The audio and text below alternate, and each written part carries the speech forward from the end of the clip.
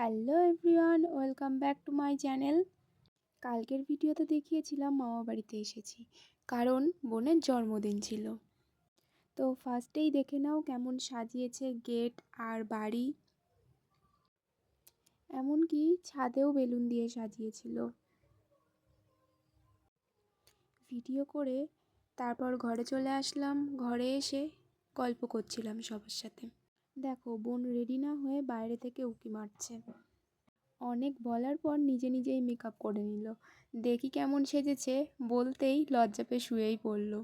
বাইরে এসে দেখি বুনু বেলুন নিয়ে খেলা করছিল আর বেলুন সাজানো দেখছিল।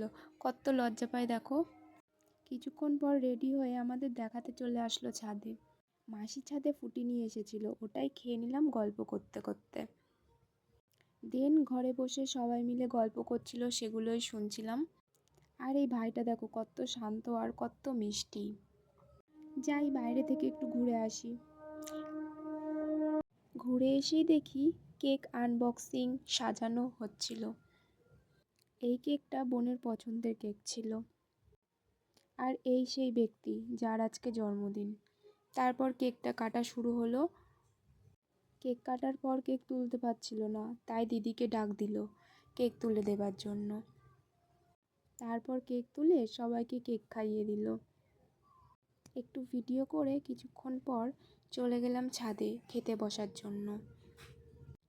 এসে বসলাম, তারপরে থালা, জল, টিস্যু এইগুলো দিয়ে গেল। স্যালাডও চলে এলো।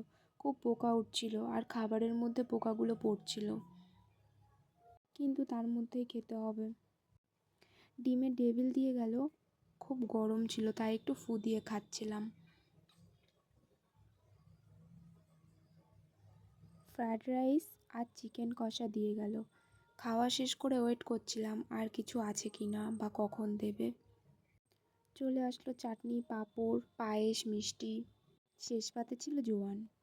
খাওয়া শেষ করে নিচে চলে এলাম। ঘরে এসেই রেডি হয়ে বেরিয়ে পড়লাম বাড়ি যাব বলে। সবাইকে টাটা দিয়ে বেরিয়েও পড়লাম। প্ল্যাটফর্মে এসে দেখি ট্রেন নেই। কিছুক্ষণ পর ট্রেনটা আসলো। ট্রেনে উঠে এসে পড়েছি রানাঘাটে। এসে দেখি একটাও ট্রেন নেই, সেই লাস্ট ট্রেন। ট্রেনের অপেক্ষা করছিলাম, এমন সময় দুই বন্ধুর সাথে দেখা হয়ে গেল। সবাই মিলে এক ট্রেনেই বাড়ি ফিরলাম। টাটা।